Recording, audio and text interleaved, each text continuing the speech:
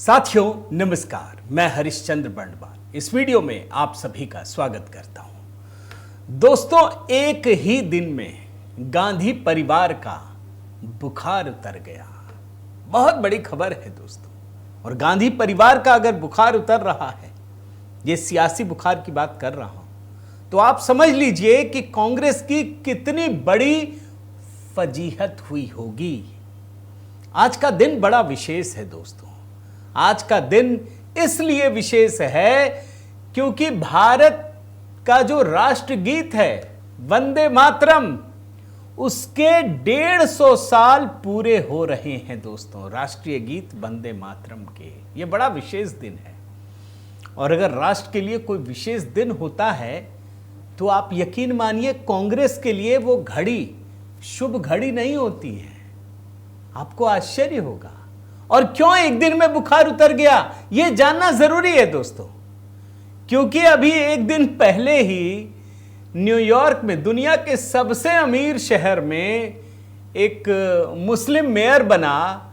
उसने नेहरू जी को कोट किया तो भारत में सब लोग उछलने लगे कि देखा नेहरू जी को कोट किया। अरे भाई, एक मेयर नेहरू जी को कोट करे और आप इतना उछलने लगते हैं। लेकिन आप देखिए दोस्तों, जैसे ही वंदे मातरम के 150 वर्ष पूरे हुए, पूरी की पूरी काली जो कलई है ना, वो सब की सब खुल गई। और वो सारी चीजें सामने आ गई कि कैसे इस राष्ट्रगीत को खत्म करने की, तोड़ने की कांग्रेसियों ने साजिश रची। और नेहरू का रोल कितना बड़ा था। आज की कहानी इसी पर है दोस्तों।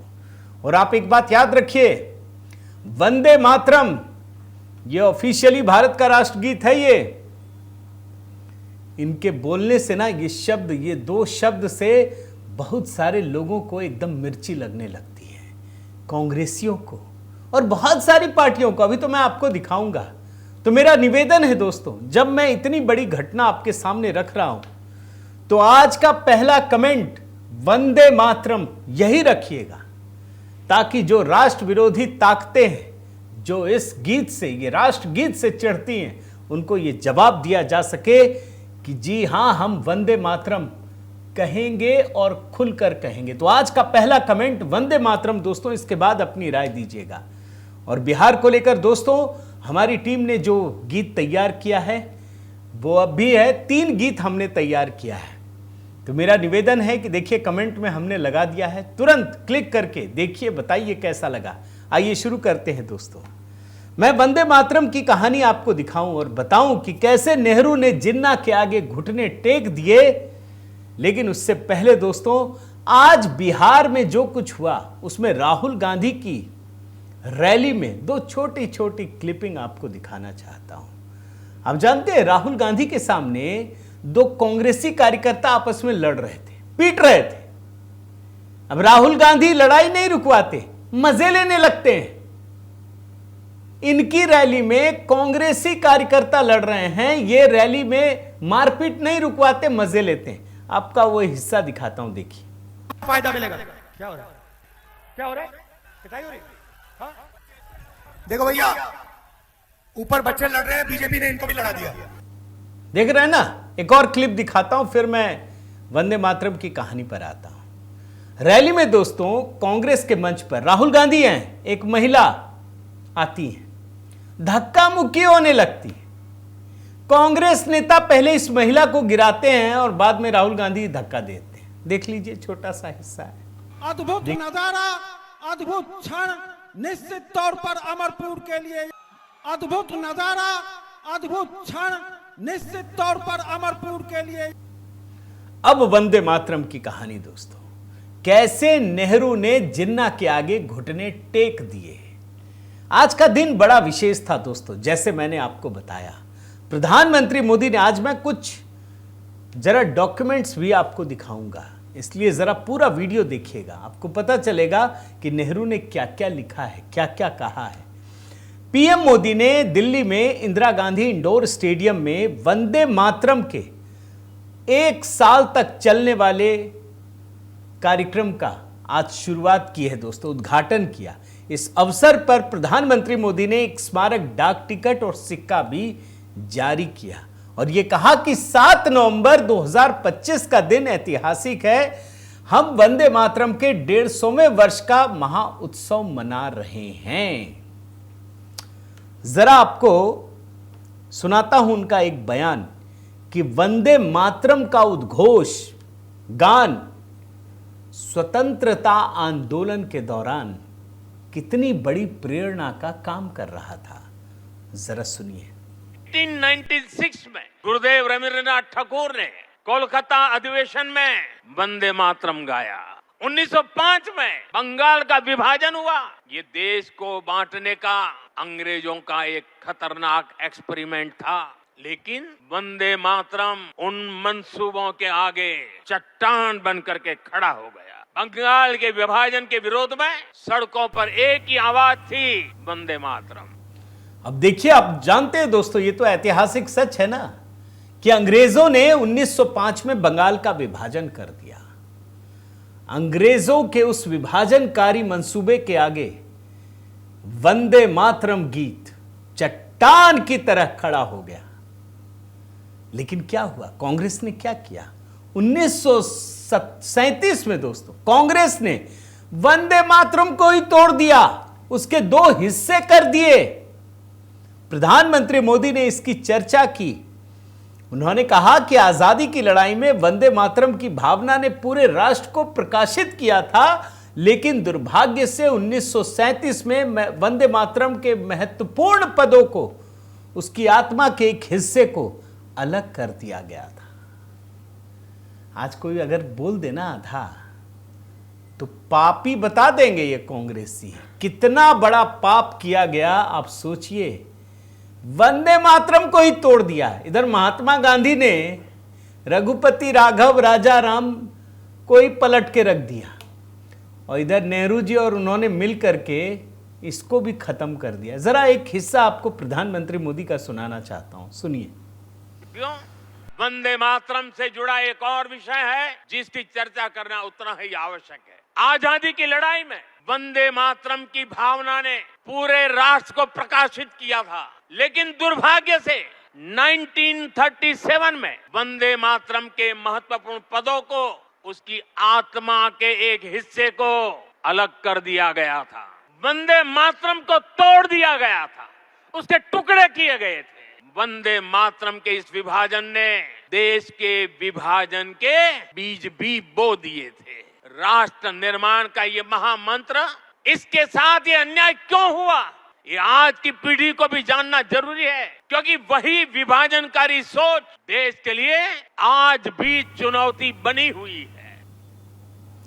अब ये पूरा मामला क्या है दोस्तों, जरा समझिए। जो हम वंदे मातरम गाते हैं ना, वो पूरा नहीं है। वंदे मातरम की रचना 7 नवंबर 1875 को अक्षय नवमी के अवसर पर बंकिम चंद्र चटर्जी ने की थी। पश्चिम बंगाल जुड़ रहा है। वंदे मातरम पहली बार साहित्यिक पत्रिका बंग दर्शन में चटर्जी के उपन्यास आनंद मठ के एक भाग के रूप में प्रकाशित हुआ था।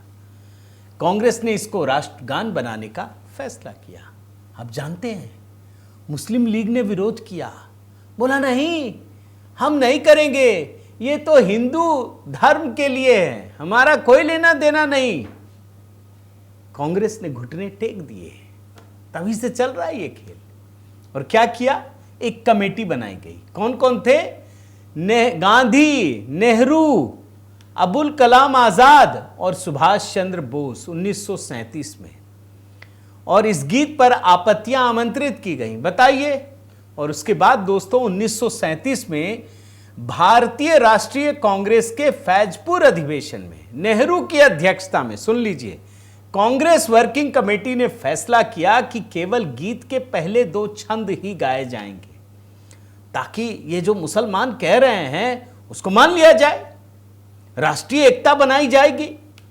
मोहम्मद अली जिन्ना ने 17 मार्च 1938 को पंडित नेहरू से मांग की कि वंदे मातरम को पूरी तरह से बदल दिया जाए, यह मुस्लिम विरोधी है।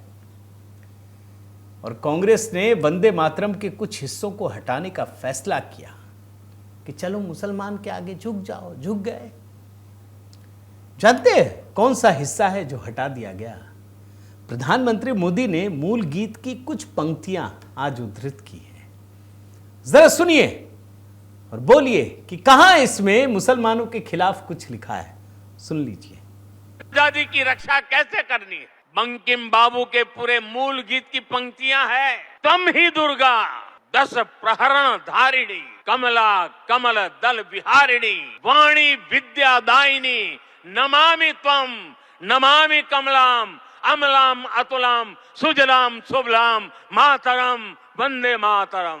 अर्थात भारत माता विद्या दायिनी सरस्वती भी है, समृद्धि दायिनी लक्ष्मी भी है, और अस्त्र शस्त्रों को धारण करने वाली दुर्गा भी है। देखा आपने दोस्तों, यानी वंदे मातरम जो आज हम गाते हैं ना, वो पूरा नहीं है। वो मुस्लिम लीग के आगे जो नेहरू घुटने टेक दिए वही बचा हुआ है। लेकिन आपको आज की परिस्थिति जरा दिखाते हुए नेहरू पे फिर लेके आता हूं। इतना है, सिर्फ इतना ही है। अभी लाल किले पर मोदी जी वंदे मातरम का उद्घोष करवा रहे थे, वंदे मातरम।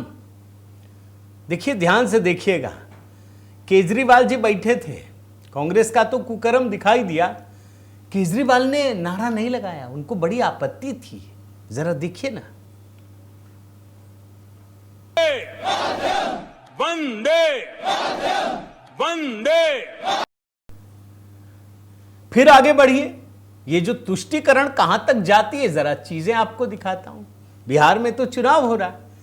बिहार में ही दोस्तों आज तेजस्वी का एक विधायक है सऊद आलम, वंदे मातरम बज रहा था, पूरा नहीं। जो मुस्लिम लीग ने उस समय एक्सेप्ट किया वही, आजाद भारत में जो एक्सेप्ट किया गया वो, ये बैठा रहा, उठा ही नहीं। और सिर्फ एक पार्टी में आप देखिए, ये शफीकुर रहमान, जानते हैं कांग्रेस की सरकार 2013 में संसद के भीतर वंदे मातरम बज रहा था, ये आदमी वॉकआउट कर गए। वॉकआउट। तो तय ही कर लीजिए कि या तो ना बजे या बजे, जो है। और अगर बजे राष्ट्रगीत है तो कार्रवाई होगी। ये कांग्रेस की देन है दोस्तों। और क्यों हटाया गया, जरा उसके इतिहास के कुछ पन्नों को आपके सामने खोलना चाहता हूं।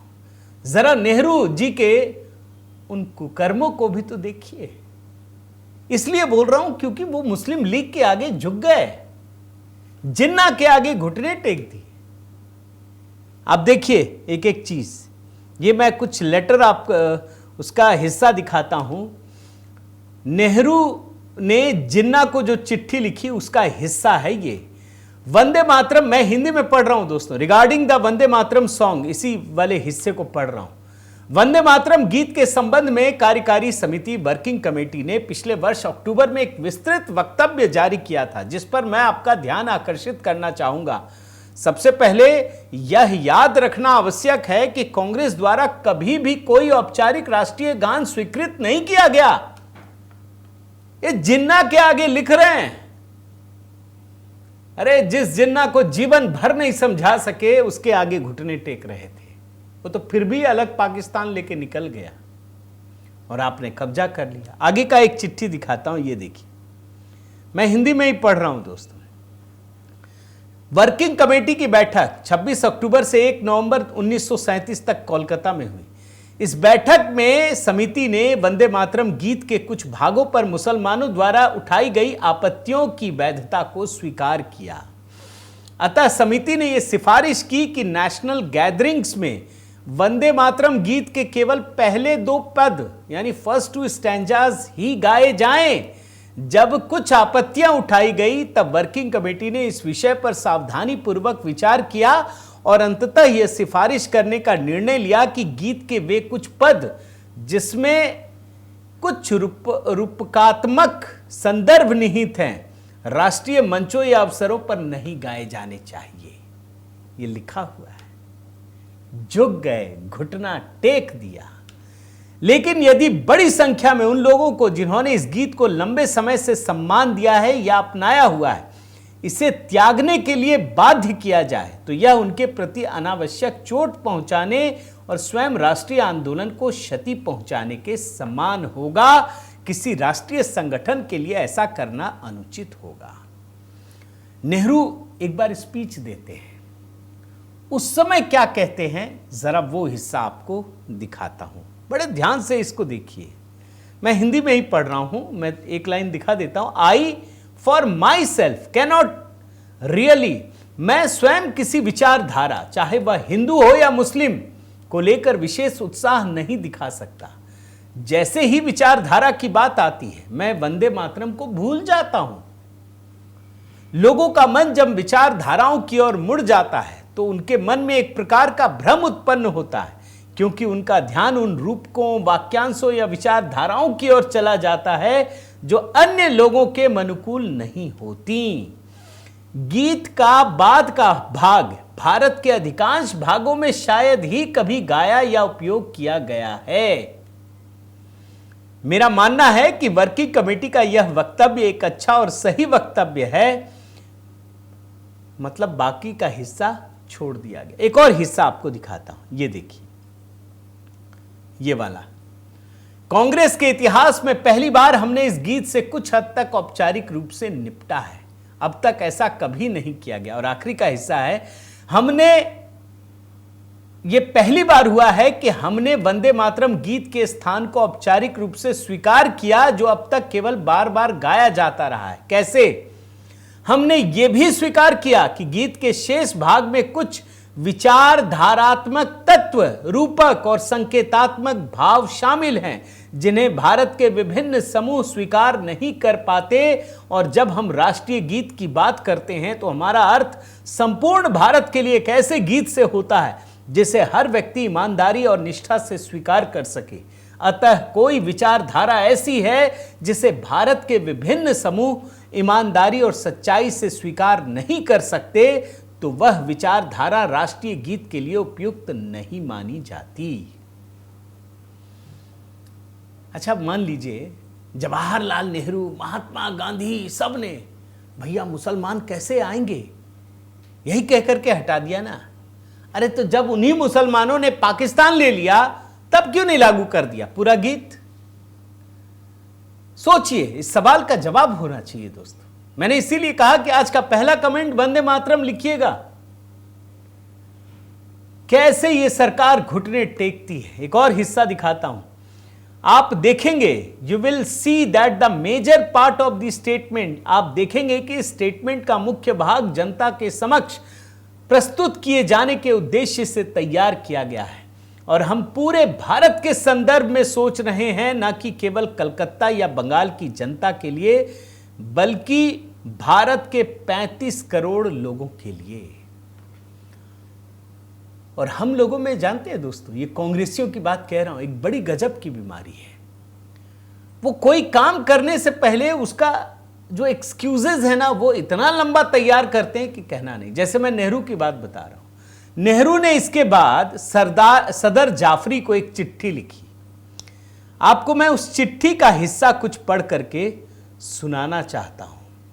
प्रिय सर, डियर सर, मैंने आपका पत्र बिना देरी के प्राप्त किया। मैंने द स्टेट्समैन में वंदे मातरम से संबंधित विवाद को बहुत ध्यानपूर्वक नहीं देखा है।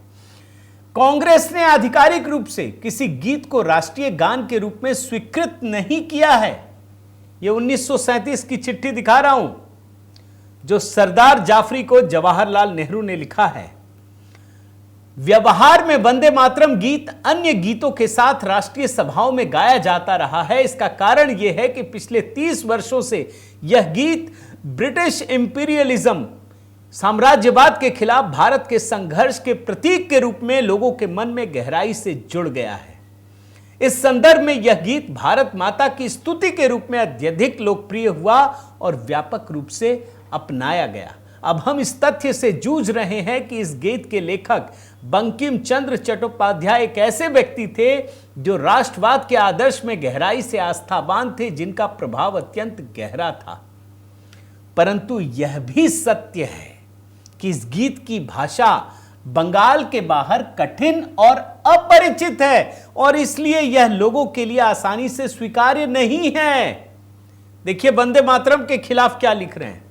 इस गीत के कुछ भाग ऐसे हैं जो लोगों के लिए समझने और ग्रहण करने में कठिन है, विशेष रूप से जब वे इस गीत की पंक्तियों में कुछ संकेतात्मक या धार्मिक प्रतीकवाद देखते हैं जो कुछ समूहों में असहजता उत्पन्न कर देता है।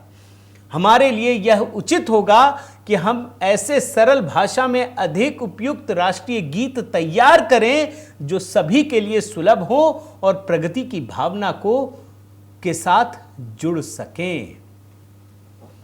क्या लगा आपको दोस्तों? ये वंदे मातरम की तारीफ के लिए लिखा गया है या सिर्फ बुराई ही की गई है? ये काम नेहरू ने किया है, कोई दूसरे ने नहीं। कितनी सारी चिट्ठियां क्या क्या हैं सोचिए।